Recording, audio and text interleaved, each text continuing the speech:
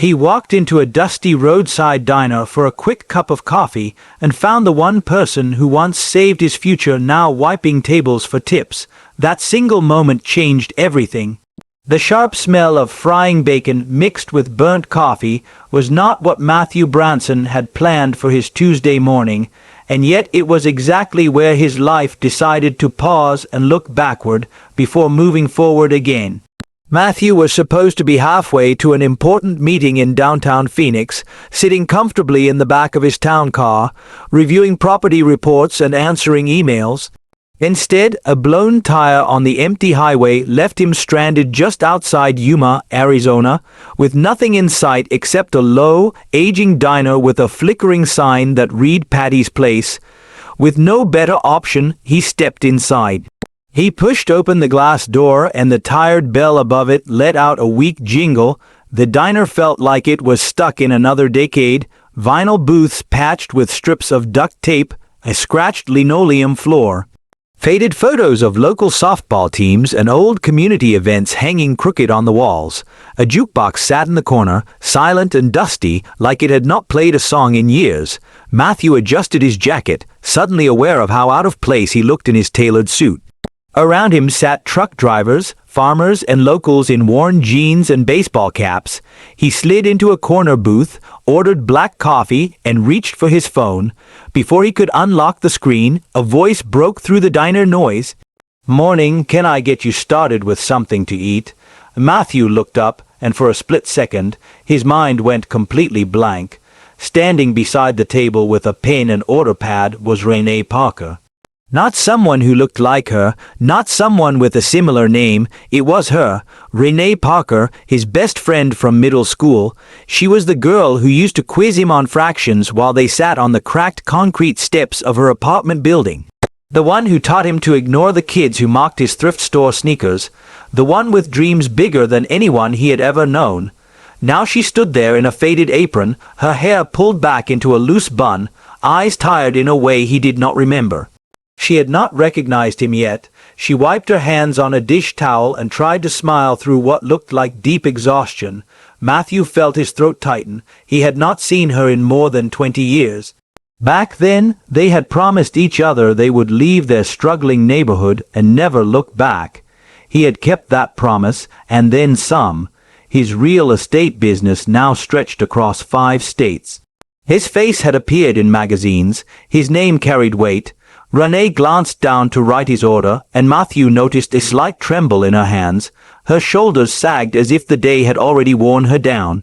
He did not want to stare, but he could not stop himself. Then she looked up, her eyes locked onto his. "Wait," she said slowly, tilting her head. Matthew Branson." Her voice still had that familiar warmth, like the years had not taken it away. But her eyes told a different story. "Hey, Renee," he said, standing a little from the booth. "It's been a long time." She laughed softly and shook her head. "I'll say, what are you doing in a place like this?" He could have told the truth. Flat tire, bad luck, wrong exit, but something about her tone made him choose his words carefully. "Just passing through," he said. The truth was, he was not sure if this was an accident or something he was meant to see. Before he could say anything else, she glanced over her shoulder toward the kitchen window like someone had called her name. Whatever conversation they were about to have would have to wait. Renee scribbled something on her pad and hurried toward the counter. The cook, a heavy man with a sweat-stained bandana, barked something Math you could not hear over the clatter of plates. Renee picked up 2 steaming dishes, balanced them with practiced ease, and moved toward another table with the smooth rhythm of someone who had done this job for years. Matthew sat back and wrapped his fingers around the warm coffee mug. He was not used to waiting. In his world, people waited for him. Here, he was just another customer.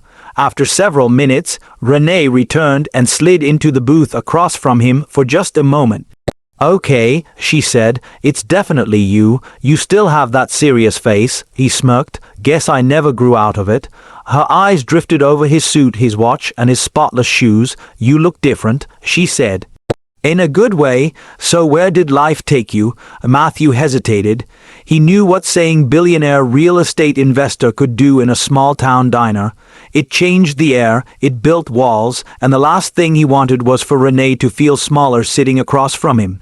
I work in real estate, he said, keeps me busy.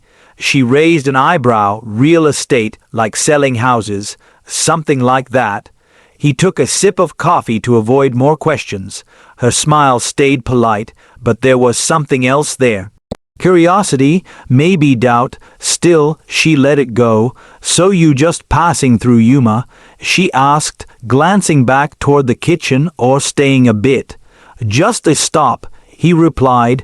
That's rare, she said, standing up. Most people here are regulars, truckers, or lost. He chuckled. Then I guess I'm lost.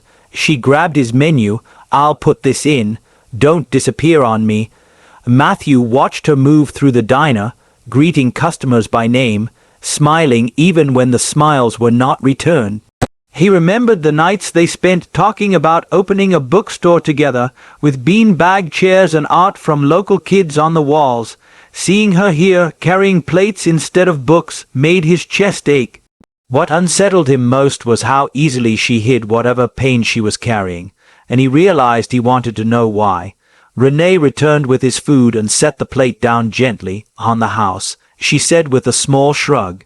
You don't have to do that, Matthew replied. I want to, she said, sitting across from him again. It's not every day an old friend walks in. He studied her face. Fine lines traced the corners of her eyes, signs of both laughter and worry. Her hands were rougher now. A small scar crossed her knuckle. So, she said, stirring sugar into her coffee, what's real estate like? You flipping houses or doing something bigger? Bigger, he answered carefully. Apartments, commercial buildings. Her eyebrows lifted. That sounds intense. It can be, she nodded. Good for you, you always worked hard. Remember how you helped me with history even though you hated it? He laughed. I only did it because you threatened to stop helping me with math. Her laugh this time was real. She looked down at the table, hesitating. It's strange seeing you. Makes me think about all those plans we had. The bookstore, he said. Yeah, she smiled faintly. Life had other ideas. He wanted to ask more, but the weight in her voice stopped him. How long have you been here? He asked instead. A while, she replied. It's steady, pays the bills. The way she said it told him everything. A group of loud customers walked in, and her smile snapped back into place. Duty calls, she said, sliding out of the booth. As she walked away, Matthew noticed a slight limp. Something told him her life had been harder than she let on. And he had no idea how deep that hardship went until she finally sat across from him again and told him the truth. Matthew stayed in that booth far longer than he planned. He watched Renee move from table to table like someone running on pure habit. She balanced plates, dodged a child running between booths, laughed at an old man's joke she had clearly heard many times before. To everyone else, she looked fine, but Matthew noticed the cracks. When she thought no one was watching, her smile faded. She paused to rub her wrist like it hurt. Sometimes she stared out the front window just a second too long before forcing herself back into motion. When the rush slowed, she came over and leaned against the edge of the booth. You still talk to anyone from back home? She asked. Not really, Matthew said. Life got busy. Yeah, she replied quietly. Same here. Then she added, except busy looks different for me. He did not miss the sharp edge in her voice. You want to talk about it? He asked. She hesitated, then shook her head. Not here, not with Earl listening. She nodded toward the cook, who was pretending to wipe the counter while clearly trying to hear every word. Matthew smiled slightly. You free after your shift? She checked the clock. If someone can cover the last hour, maybe. Why? Just catching up, he said, but he knew that was not the full truth. He wanted to understand what had happened between their teenage dreams and this diner. Before she could answer, a man in a stained trucker cap lifted his empty mug and waved it. Renee, refill, she sighed. Story of my life. As she walked away, Matthew noticed her limp again. It was small, but it was there. Something deep inside him said her story was heavier than she was letting on. The diner was almost empty by the time Renee came back again, this time without her apron. Her hair was down, framing her face. She looked less like the waitress everyone ordered around and more like the girl he remembered. "I've got 30 minutes before my relief shows up," she said. "You wanted to talk, so talk." Matthew leaned forward. "I want to know how you've really been." She gave a short laugh with no humor in it. "You sure you want the honest version? That's the only one I care about." She studied him for a long moment, like she was deciding if she could trust him with the truth. Then she took a slow breath. "After high school, I got a scholarship to Arizona State." She began. "I thought it was my way out. Halfway through, my mom got sick. I dropped out to take care of her. Money disappeared fast. Bills stacked up. When she passed, I never went back." Matthew stayed silent, letting her speak. "I married a guy I thought was stable," she continued. "Thought he would help me get back on my feet. Turns out he liked gambling more than planning. Blackjack tables in Laughlin. By the time I figured it out, everything we had was gone." She looked down at her hands. "He left 2 years ago. Haven't heard from him since." Matthew felt a tightness in his chest. "And you've been here since?" he asked quietly. "Yeah," she said. "I tried other jobs, but this is steady. Not much else around here if you don't have a degree." She shrugged like that explained everything. "Renee," he started. She raised a hand. "Don't. I'm not telling you for pity. This is just life. Some people make it big. Some people end up here." He shook his head. "That's not how I see it. You didn't fail. You got knocked down." She smirked faintly.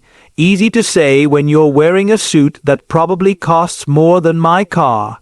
He leaned back. "That doesn't mean I forgot where I came from, or who helped me get there." Her eyes softened just a little.